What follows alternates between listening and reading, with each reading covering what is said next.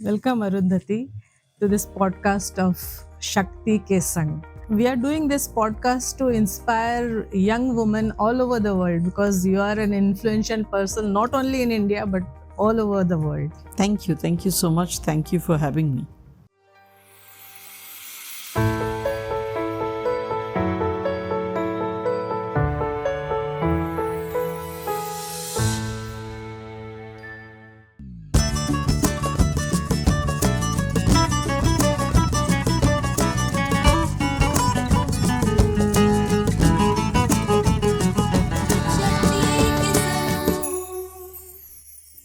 So, Arundhati, I know you because of my husband, late Arundhati Basu, who was your batchmate in State Bank of India. Amrit always admired you, your courage, your intellect, and he always spoke so highly of you. And when I met you for the first time, I think it was a batchmates meet which you had hosted. I truly got to know why he admired you so much. And since then, I have been, grateful for your friendship. Thank you. And to tell you the truth, we do miss Amrit. He was a good friend and, of course, a great batchmate. It's really very sad that he is not there anymore. But having said that, I did get to meet you through him. So that's good. And I treasure that. Thank you, thank you. In fact, I'm in awe of you and wonder how you always make time to help, being that the position you wear and are in the financial industry of our country. And I truly respect you more for it. So, my first question for you is how do you manage to balance your professional priorities with your personal commitments? So, this is, of course, something that I don't think I do very well at all points of time. You know yourself, you've been asking me to come to Shaktii for a while, and somehow or the other, I just haven't been able to make it after that first time that I went, about 2-3 years back. It's not that I haven't wanted to, but it's just that, the days of the week, the weekdays when you're working, they are heavy enough. And on Saturdays and Sundays, I want to give a little time to family. And the net result is I don't get to do things that I would like to do on my personal front as much as I'd like to. However, having said that, I do try to make a little time for giving back to the community whenever I can. Our company that way is very supportive. The company is very supportive in the sense that we have a policy of what we call 1 by 1 by 1.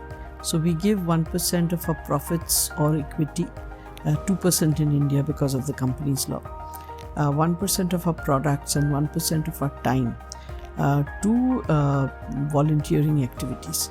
So we actually get weeks paid leave to do some amount of volunteering with whoever we like. So that is always there. We use many of these hours to do the kind of conferences, with women groups, conferences for, the especially enabled people, conferences that also take up the causes of the LGBTQ community, of the differently abled community. So I do whatever I can for them. And in respect of organizations like yours also, I try to manage whatever time I can get out of all of this.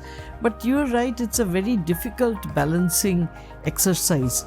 And very often you end up, in spite of, having tried your best, you end up feeling guilty one way or the other. But having been in corporate life now I have been in corporate life for a long time. It's almost 47 years. So now I try and keep the guilt feeling away and say that, well, let's try our best, and whatever can be achieved, that's what is meant to be, and accept it as that. Very nice. So next, I would like to ask you something about your childhood. What were the pivotal roles of your parents in nurturing your career aspirations and ultimately leading you to the historic, role of being the first woman chairperson of the biggest bank of India? So, the women in my family were very strong women. My mother, my aunt, they lost their parents when they were very young.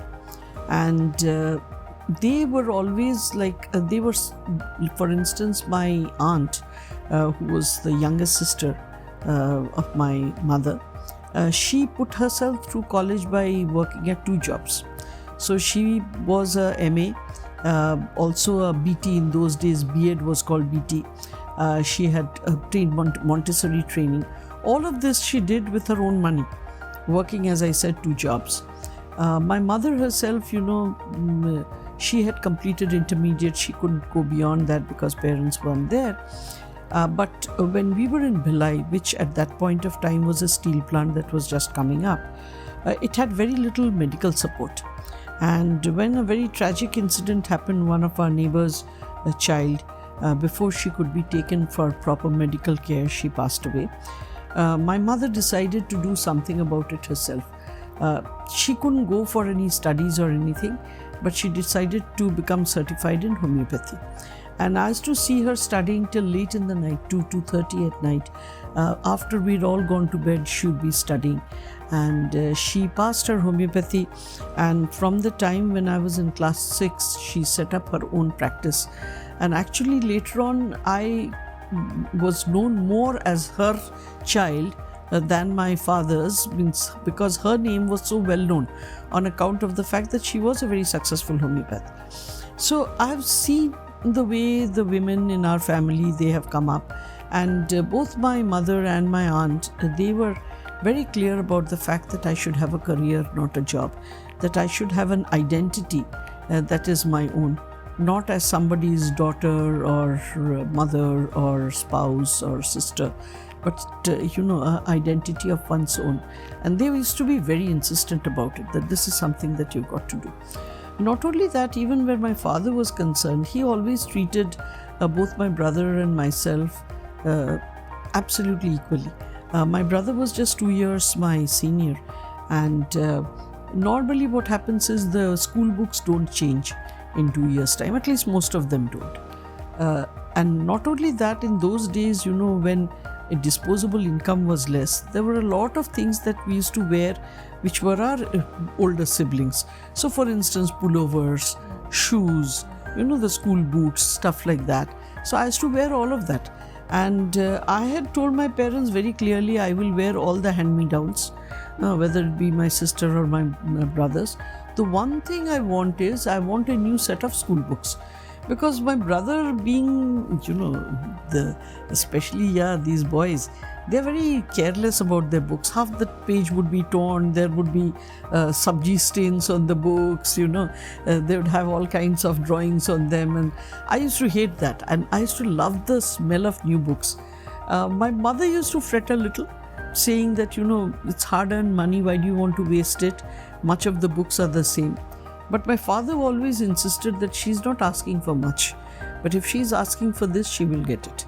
So he always insisted on giving me a new set of books. So that way, we never had any differential treatment. In fact, my brother used to always say that I was treated better than him. Okay, so I used to tell him, that's because I'm less naughty than you are. You make all the trouble, that's why you get into trouble. But it's not because of me, but because of you that I get treated so well. So whatever it is, there was never any difference in the way we were brought up. And to that end, with the inspiration that my mother side gave me, that my mother and my aunt and my father never treating us as anything different and looking at us in absolutely the same way. He was as reliant on me as he was on any of my other siblings, in fact even more reliant on me. So to that extent, I think they did have a very signal role to play in my bringing up. I never doubted the fact that I could be what any other boy could be. I never had an issue. For that matter, he never used to give us dolls or anything to play with. In fact, I always wanted one of those dolls where you could brush their hair and all. And you won't believe it, the first one I got was when I was in class 8, because I insisted I wanted it. I was well past the doll playing age, but I didn't have one. So I insisted. The things that he used to give us as presents were books. and board games. So we never lacked for books or board games. Those were the things that he bought for us regularly. But look at dolls and cooking stuff and all, we didn't have them in our childhood. So that way, we were treated very, very equally. And I think all of that had its impact. They also taught us to be very independent at a very early age.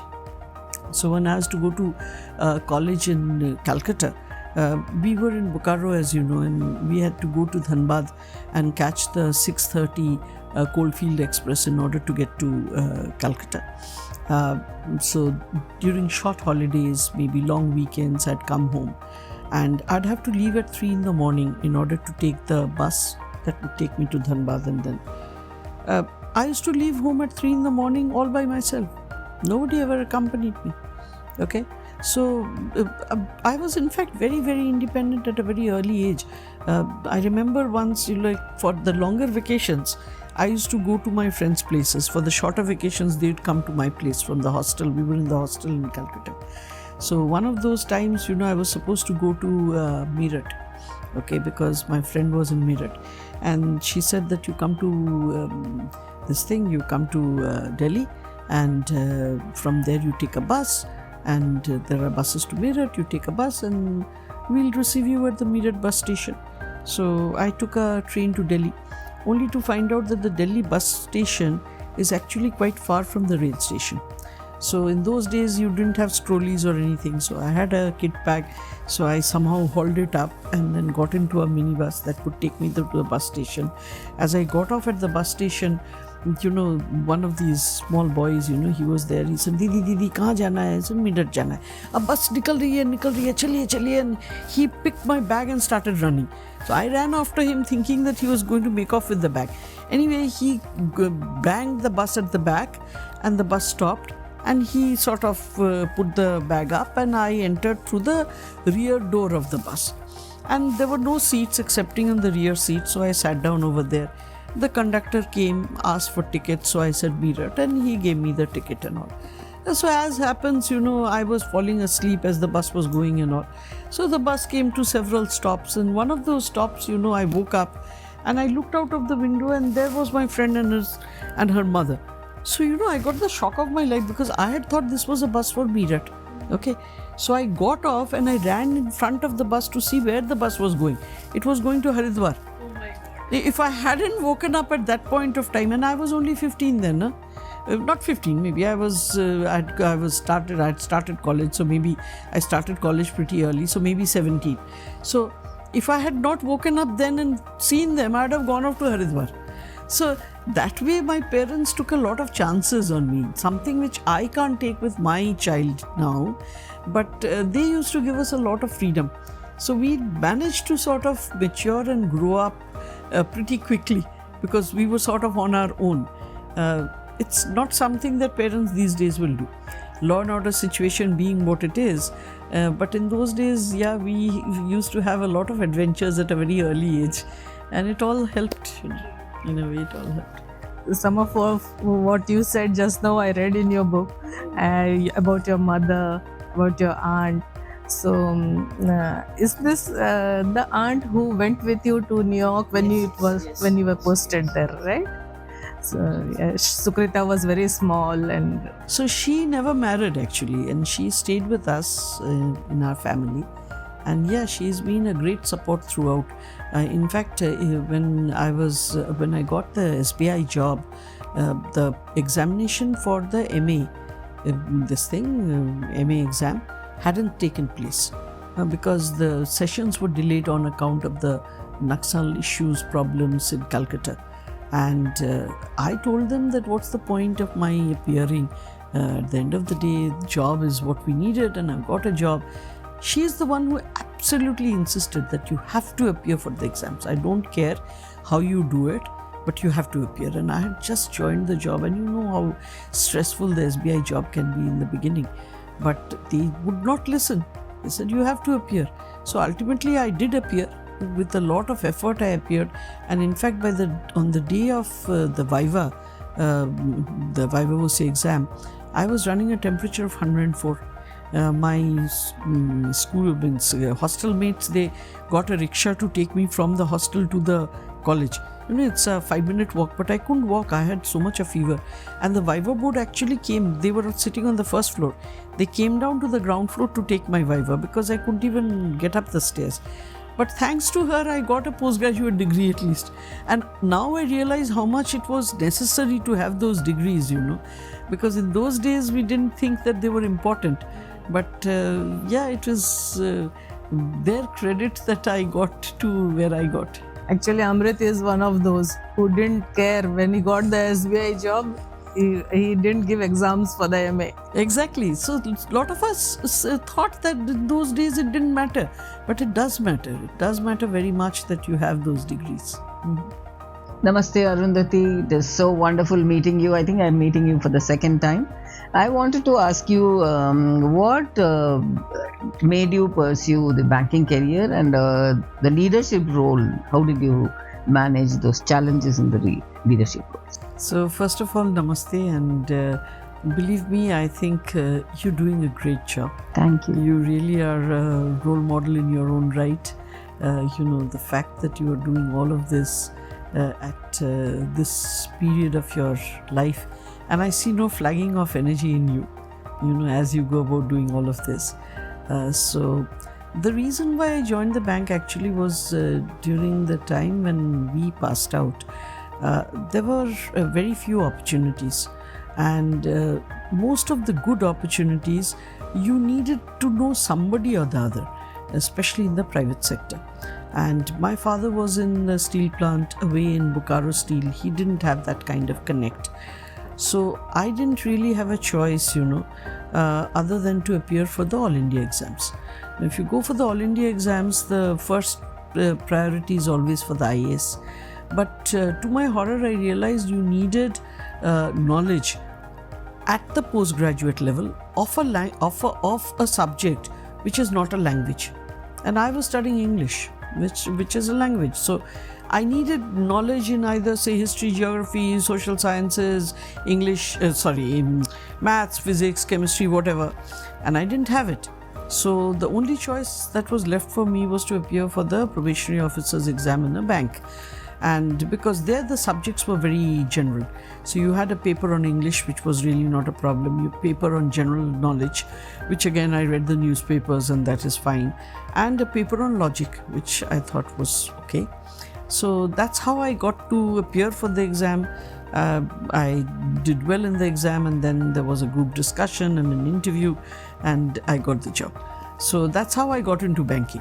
Now, getting into a leadership role again, I have always wanted to be able to lead from the front. I wanted a career very badly. Even in school, I had wanted to do things so that, it could be, whatever I was doing, it could be treated as something that was of good quality. So I used to lead the Students' Council. I was the president of the Students' Council for my year. So I had done a few of these, and I liked it. I liked leading teams. I liked, working with people in order to sort of jointly come up with something that really made a difference. So to that extent, the bank provided me the opportunities also. And step by step, somehow I got there. A lot of it, I think, is luck, being in the right place at the right time. Some of it is hard work. Some of it is, maybe ordained, whatever, destiny. So the first women to lead State Bank of India, what were some of the biggest challenges there? So, if you ask me the challenges, the biggest challenge as you go up the ladder is the fact that you start getting disassociated from the grassroots. Especially in a large organization like this, it's very important to have the communications channels open. Luckily, by the time I got there, the one-to-many communication could also become many-to-one on account of the fact that we had the blogging sites, the intranets, where employees could talk to me and I could talk to employees. Technology allowed me to individually address letters to many people at the same time with their names, so that it became personalized communication, not just a general communication. So I think those were some of the things that helped me a lot. Challenges wise, I would say the biggest challenge was the fact that there were multiple things that you needed to do at the same time. As the chairman, everything sort of comes into you, and in spite of whatever we say, India is still slightly feudal in the way people behave. So if it is not your agenda, if it's not owned by the number one in a particular organization, it's not given the right kind of space or the right kind of weightage. So you needed to own all the main agenda. But if you're owning so many pieces of the actions that you're taking, ultimately nothing gets done. So you need to show that you're owning them and yet be able to delegate it out. And there the biggest challenge is not the delegation. The biggest challenge is getting the right people in the right place. So you have to see whether the round pegs are in the round holes and the square pegs in the square holes. If you're able to do that, then the quality and effectiveness of your team rises significantly. And then you can actually delegate things and still manage to get everything done, because you're delegating the right stuff to the right people, right? So I think those were the major challenges: getting the right people for the job, ensuring that they bought into your vision, ensuring thereafter that you're still keeping a watch out that things were happening, communicating your plan to one and all so that there is a buy-in. And if you don't communicate enough, there's a lot of headwind. So you wanted them to become tailwinds, not headwinds. You want them, to come, from behind and give you that momentum and impetus to get ahead. So I think these were the major issues. But hopefully, I was able to negotiate them to a great extent, because, I like people, I like communicating and connecting with them. So I would like to ask you here that can you share a career moment that was particularly inspiring and fulfilling for you, other than becoming the chairperson of India? No, there were many career moments, there are many career moments. For instance, when we merged the 6 banks into SBI. That was a really, really big thing.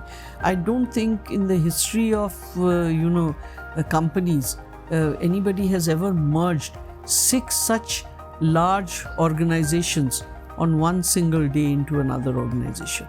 That was really fulfilling, okay? It didn't have too much of an impact outside, but inside we know how hard we had to work in order to make it appear seamless to the public. Because if you put the other 6 organizations together, they would have become the second biggest after SBI. Wow. Okay. So they would have been bigger than any of the banks that are currently, immediately after SBI. They would have become even bigger than that. So to get such 6 disparate organizations merged into one, that was really something that was, to me, a great moment. And it showed a lot of teamwork. It showed a lot of thought that went planning, thought, strategizing, execution. So all of that was there. So there were many moments like that. Similarly, when we started GST, we had so little time to get ready because there were changes happening right till the last minute. But even then, the mandate to us from the ministry was at the stroke of 12, when Parliament sat in the night, if you remember, for the launch of GST. At the stroke of 12, we needed one GST transaction to take place, and we brought over one of our clients to our Navi Mumbai IT department, and we put through the first transaction at 12 in the night. So that was also something great, because GST was not simple to do. It was very, very complicated. When you had to translate it into the system, very complicated stuff. So, there were several such moments. I won't say there is one such moment. There were several such moments when, for instance, the government also allowed us to have 2 days off, on 2 Saturdays off. That was a great moment, because I had been dreaming of that since the time when I had joined the bank, because As you know, women, if they have only one day off, they go back more tired than when they come into the office. So to that extent, there were many such moments, in the bank, which for me were great moments to remember. So then now I would like to ask you that you had once told me that everybody has to bear their own cross. So what was the heaviest cross that you had to bear till now? So again, I think, as you know, I have a child who's specially abled, right? And that's not a very easy, situation. It's something which I know will be there for life. It's also something which makes me feel very apprehensive, because I know that during my lifetime it's okay, but I feel apprehensive as to what happens when I'm not there. And that's not a very comfortable, thought. I want, obviously, she is my daughter. I want her to thrive. I want her to be happy. I try as much as I can right now. Whether it will happen later, it's God's will and her destiny, I don't know. I try to make what arrangements I can for it, but man proposes and God disposes, so I have no idea what's going to happen. And that is something which is at times very difficult for me to sort of overcome those thoughts, those worries. But well, as I said, everybody has some issue or the other. To think that mine is the toughest is not correct. There are many more who have many more issues. Lots of them bear it with a smile on their faces. You wouldn't know to look at them that there are any issues at all. So, so be it. If that is God's wish, I think, there are a lot of lessons to be learned. To tell you the truth, she has taught me to be far more sensitive. She has taught me to be far more patient. For instance, when I was teaching her when she was in school, I never realized that a subtraction was 5 or 6 steps. We do it like that, in our minds we just do it. But when you actually look at it, a subtraction means you have to first determine which is big, which is small. What will you take away from each one? If it is small, how will you borrow and how will you add? So all of that, if you take it step by step, it's actually 5 steps. Now you have to patiently explain the 5 steps before she's able to understand what is subtraction. So something that was not in my nature at all. I'm a very impatient person by nature. So even if the lift doesn't come for 30 seconds, I sort of pace around, willing the lift to come up almost. So from a person of that nature, I have become far more patient today, realizing that, not everything is going to happen at my pace. I need to sort of pace myself as per others' requirements. So I've learned a lot of lessons for her. Similarly, she is very, very sensitive. She is able to tell me when I am not coming across correctly. She is able to gauge when I'm feeling good, when I'm not feeling good, much better than I can gauge many others. So there's a lot of lessons that I have learned from her.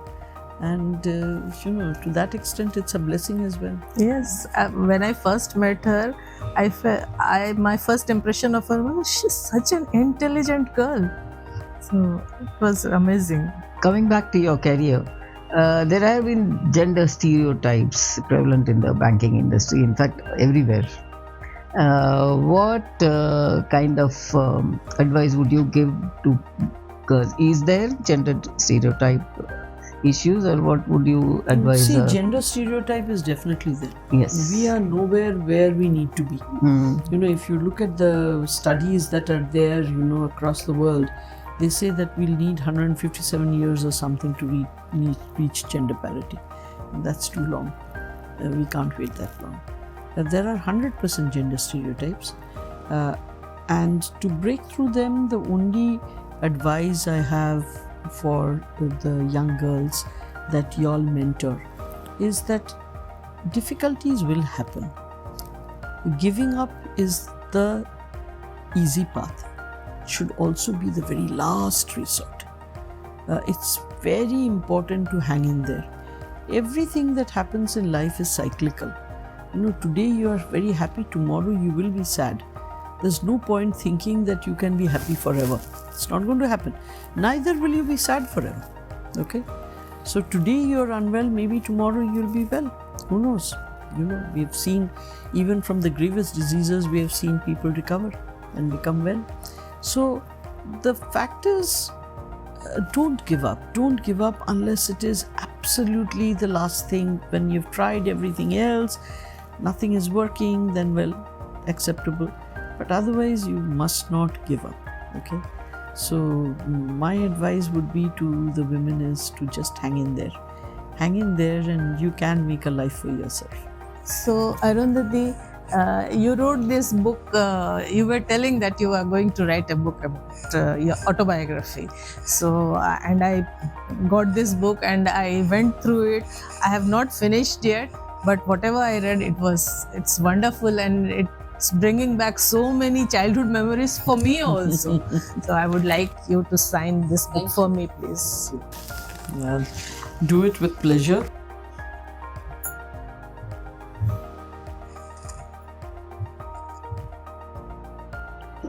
Before we finally say yes, what advice do you have for our Shaktii girls? So, the advice that I would give your Shaktii girls is to make the most of the opportunity that you are providing them. It's very rare to find, the kind of guidance that you're giving to young budding minds. So this is the time when they can absorb the most. The biggest gap in our education is that while we emphasize a lot on academics, we don't put enough emphasis on soft skills. And amongst the soft skills, communication is a very important soft skill. I remember seeing the kind of PowerPoint presentations your children were making, and they would stand in front of everybody and speak. Those are really required attributes of a person who's going to get anywhere in their journey in life. You can be Einstein, but if you can't explain what you are trying to put forward, nobody will credit you for being Einstein, right? So it's important to understand that these soft skills are very, very necessary. It's necessary to create relationships, whether in office or at home. It's important to be able to communicate your ideas. It's also very important to understand that at the end of the day, human beings are social beings. And much of society stays together because of the way we interact with each other. And that interaction has to have a difference in the way you come across with friends, in the way you come across with family, in the way you come across with your colleagues. So that piece, the soft skills piece as they call it, is what you all are imparting. So it's very important. It's a really, really important job that you all are doing. My advice to them only is, please make use of what Shaktii is giving you. They're really empowering you for life. Allow them to do that job and make the best use of it. Thank you so much, Arundhati. We really, really enjoyed our time with you, and your answers were brilliant. And we've got more than what we want. I think we're taking back treasure. Thank you. Thank you so much.